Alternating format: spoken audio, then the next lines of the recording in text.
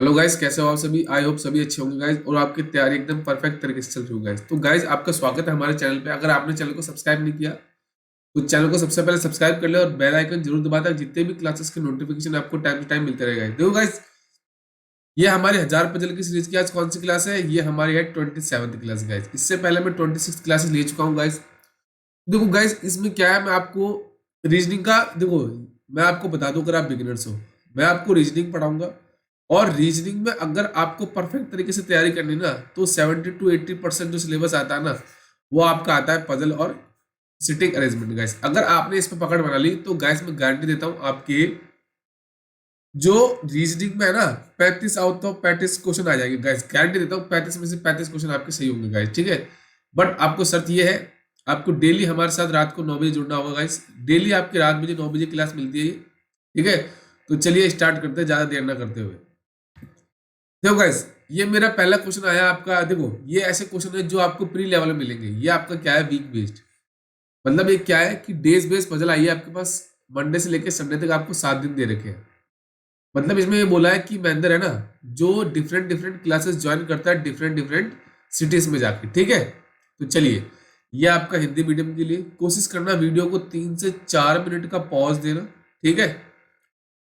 उसके बाद खुद ट्राई करना, नहीं बनता देन मेरा सोल्यूशन देखना गाइस, ठीक है। चलिए देखो, मेरे पास क्या है कि एक प्लस पॉइंट क्या है कि मेरा जो वीक स्टार्ट कहाँ से हो रहा है, मंडे से लेके, और खत्म कहाँ आ रहा है मेरा, संडे को खत्म हो रहा है। तो चलिए मैं लिख देता हूँ, यहाँ पे लिख दिया मंडे, ट्यूसडे, वेडनेसडे, थर्सडे,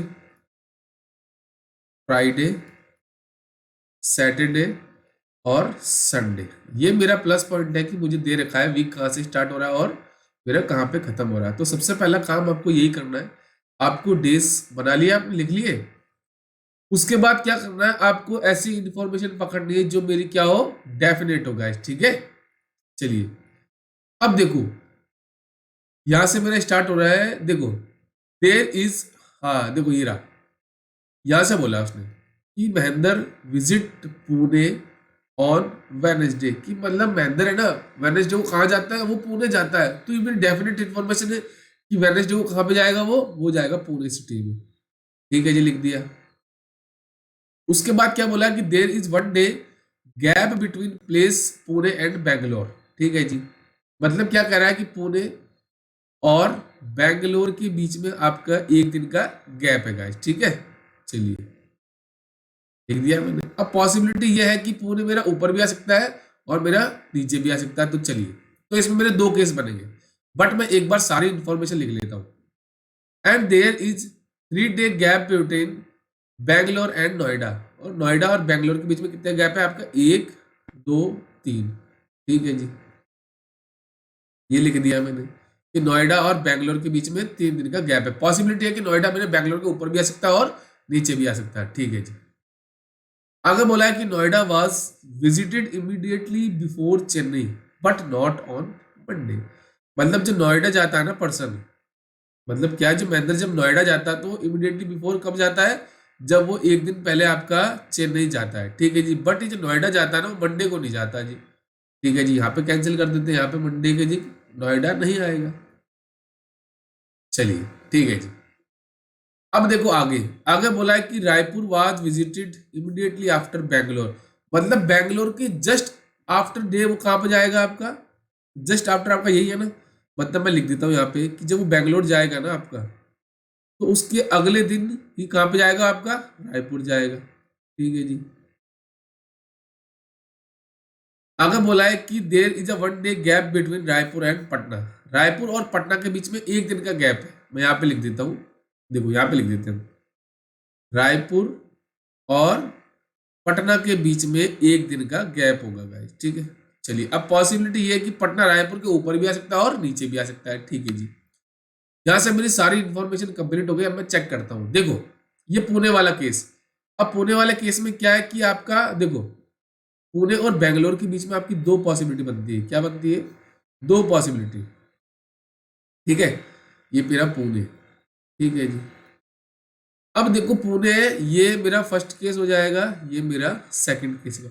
इस केस में बैंगलोर क्या हो जाएगा, आपके पुणे के ऊपर आ जाएगा, ठीक है। चलिए लिख दिया। और इस केस में बेंगलोर मेरा पुणे के नीचे आ जाएगा। ठीक है जी, पहला काम तो हो गया ये। और आगे बोला था कि नोएडा और बेंगलोर के बीच में 3 डेज का गैप है। तो देखो बेंगलोर आपका ये रहा, तो 1 2 3, यहाँ पे क्या नोएडा आ जाएगा। तो नोएडा कब जाएगा? वो फर्स्ट केस में आपका फ्राइडे को। सेकंड केस में 1 2 3। अब देखो नीचे पॉसिबिलिटी है क्या? नहीं ना। अब यहाँ पे नोएडा आएगा, बट उसने पहले यहाँ पे बोला था ये जो पर्सन है ना नोएडा जाता है वो इमीडिएटली बिफोर चेन्नई तो जाता है, बट वो नोएडा कब नहीं जाता? मंडे को नहीं आ जाता। तो पॉसिबिलिटी क्या आ रही है? वो नोएडा मंडे को ही जा रहा है। बट यहाँ पे उसने पहले बोल दिया था नोएडा कब नहीं जाएगा, वो मेरा मंडे को नहीं जाएगा। तो यहाँ से मेरा सेकंड केस क्या हो गया? गलत हो गया। ठीक है, इसलिए बोलता हूँ आप सारी इंफॉर्मेशन एक बार लिख लो गाइस। ठीक है, उसके बाद चेक करते रहो। चलिए ये भी मेरा हो चुका है, तो इसको भी यहाँ से हटा देते हैं। चलिए अब देखते आगे। आगे बोला है कि बेंगलोर के अगले दिन महेंद्र कहाँ जाएगा? वो जाएगा रायपुर। तो रायपुर कब जाएगा? वो जाएगा आपका ट्यूसडे को। ठीक है जी, चलिए। और क्या बोला था कि रायपुर और पटना के बीच में 1 दिन का गैप है। तो रायपुर आपका ये रहा, ये आपका पुणे है, 1 दिन का गैप आ गया। तो पटना कब जाएगा? वो जाएगा आपका थर्सडे। ठीक है जी, हो गया। अब क्या है कि जो पर्सन नोएडा जाता है ना वो इमिडिएटली बिफोर कब जाता है? वो चेन्नई के पहले। तो चेन्नई मेरा यहाँ पे आ जाएगा। कब जाएगा महेंद्र चेन्नई? सैटरडे को। बची हुई जगह मेरी कौन सी है? जयपुर। तो जयपुर कब जाएगा? वो जाएगा आपका संडे को। तो गाइस ऐसे क्वेश्चन आपको प्री लेवल में देखने को मिलेंगे। ठीक है, पॉसिबिलिटी यही है कि प्री के अंदर ही मिलेंगे आपको। ठीक है, अब देखो इसमें क्या है, आपको सिंगल वेरिएबल मिला है, बट कभी कभी आपको 2 वेरिएबल मिलेंगे, 2 PO लेवल में और क्लर्क लेवल में देखने को मिल सकते हैं। बट उम्मीद यही है कि आपको इजी, क्योंकि जो पेपर का जो लेवल चल रहा है ना अभी प्री लेवल का, वो बिल्कुल इजी टू मॉडरेट। ठीक है, कभी आपको मॉडरेट टू हाई नहीं मिलेगा, आपको जो लेवल मिलेगा प्री में जो आपका होगा इजी टू मॉडरेट गाइड। ठीक है, क्योंकि इसी हिसाब से कट ऑफ जो आपकी जा रही है ना वो इतनी हाई जा रही है। क्योंकि किस लिए जा रही है? क्योंकि जो पेपर का लेवल है ना वो बिल्कुल ईजी आ रहा है। ठीक है, चलिए क्वेश्चन नंबर 56 कह रहा है कि हमारे पास क्या ही फ्लोर बेस पजल आ गई। ठीक है, अब इसमें आपको क्या बोला है कि आपके पास 7 पर्सन दे रखे हैं living on a 8 floor building. अब देखो इसमें आपको पता चल रहा है कि पर्सन कितने हैं मेरे? 7 पर्सन है, फ्लोर कितने? 8 है। तो उसमें एक फ्लोर आपका क्या होगा? खाली होगा। देखो यहाँ पे बोला भी है 1 फ्लोर इज वैकेंट। ठीक है जी, ये आपका हिंदी मीडियम के लिए, कोशिश करेंगे खुद ट्राई करेंगे, नहीं बनता है देन मेरा सॉल्यूशन देखेंगे। ठीक है, चलिए अब देखो मेरे पास क्या है, 8 फ्लोर की बिल्डिंग है। मैं यहाँ पे लिख देता हूँ 8 7 6 5 4 3 2 एंड 1, ये मेरे हो गए फ्लोर।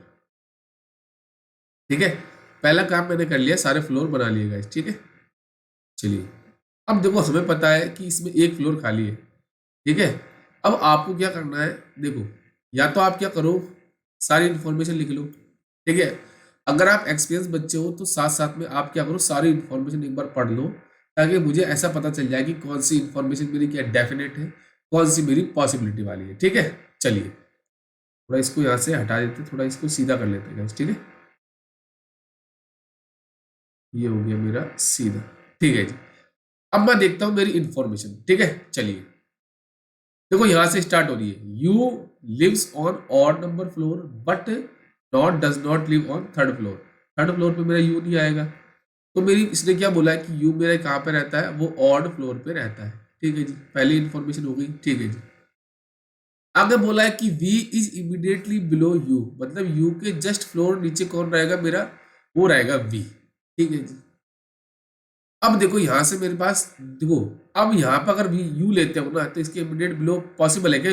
वी की जगह नहीं है ना, तो यहाँ पे पॉसिबल है क्या? नहीं है। तो मुझे पता चल गया एक बार वो 5th फ्लोर पे आएगा या फिर 7th फ्लोर पे आएगा। ठीक है, मेरे पास 2 केस बनते हैं, मैं आपको दोनों समझा देता हूँ। ठीक है, चलिए अब क्या होगा, एक केस में मेरा यू क्या होगा आपका, ये मेरा 5th फ्लोर पे आएगा और एक बार मेरा 7th फ्लोर पे आएगा, और इसके जस्ट बिलो कौन है? मेरा वी है। तो वी एक बार फर्स्ट केस में मेरा क्या होगा, वी आपका 4th फ्लोर पे आएगा, और सेकंड केस में मेरा वो 6th फ्लोर पे आएगा। ठीक है, तो इस इंफॉर्मेशन को मैं यहाँ से हटा देता हूँ गाइस। ठीक है, चलिए ये हो चुका है मेरा। चलिए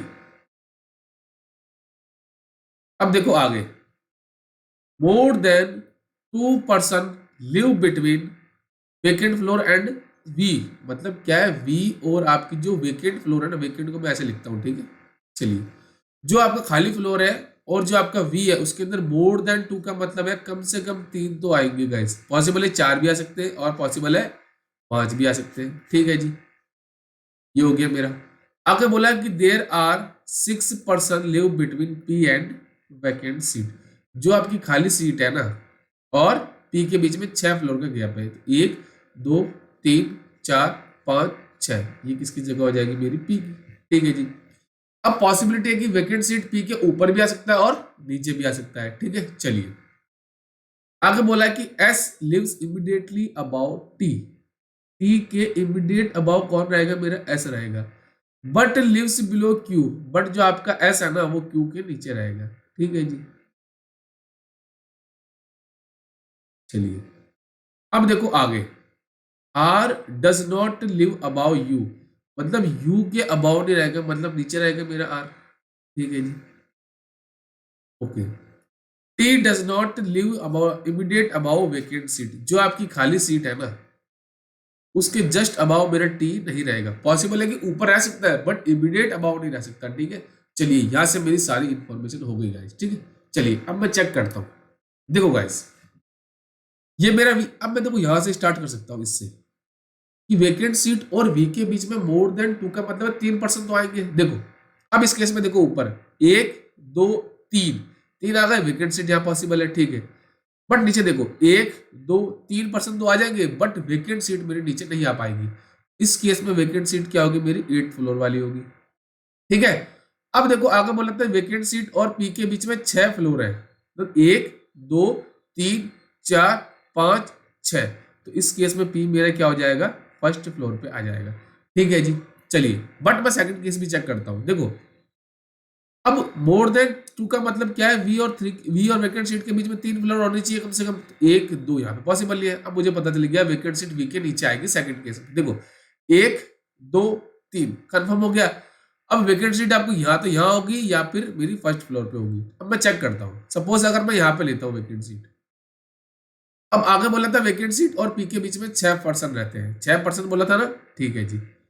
अब देखो 1 2 3 4 5 6 पर्सन तो 6 आ जाएंगे बट मेरी पी की जगह कंफर्म नहीं होगी, तो इस केस में वेकेंट सीट क्या होगी, मेरी फर्स्ट फ्लोर वाली। और देखो 1 2 3 4 5 6, इस केस में पी मेरा क्या हो जाएगा, 8th फ्लोर पे आ जाएगा, ठीक है जी। इसलिए कहता हूँ सारी इंफॉर्मेशन एक बार लिख लो, उसके बाद आप क्या करो, चेक करो गाइस, ठीक है। इसको यहां से हटा देते हैं। चलिए, ये हो चुका है। अब देखो आगे, आगे क्या बोला है आपका, देखो ये हो गया।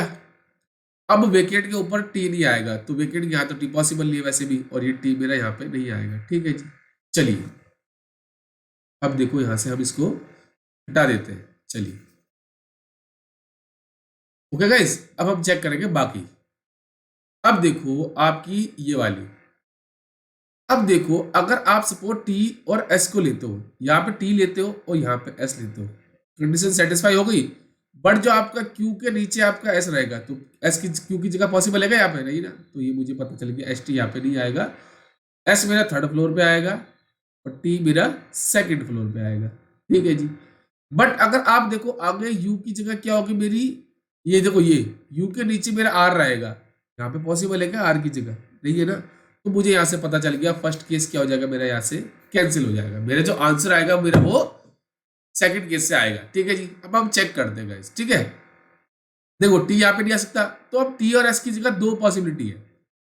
अगर आप सपोज टी को यहाँ पे लेते हो और एस को यहाँ पे लेते हो, कंडीशन सेटिस्फाई होगी, बट जो आपका एस है ना वो क्यू के नीचे रहेगा और एस क्यू की जगह पॉसिबल है क्या, ऊपर नहीं, तो मुझे पता चल गया इस केस में टी मेरा थर्ड फ्लोर पे आएगा और एस मेरा क्या आएगा, आपका फोर्थ फ्लोर पे आएगा, और जो आपका एस है वो क्यू के नीचे रहेगा, ठीक है जी। ये भी सेटिस्फाई होगी और ये भी सेटिस्फाई होगी कंडीशन। और यू के नीचे आर रहेगा, तो यू के नीचे यू मेरा और आर मेरा कंफर्म हो गया, सेकंड फ्लोर पे आ जाएगा। तो देखो यहां से मेरा इजीली क्या हो गया, क्वेश्चन क्रैक हो गया गाइस, ठीक है।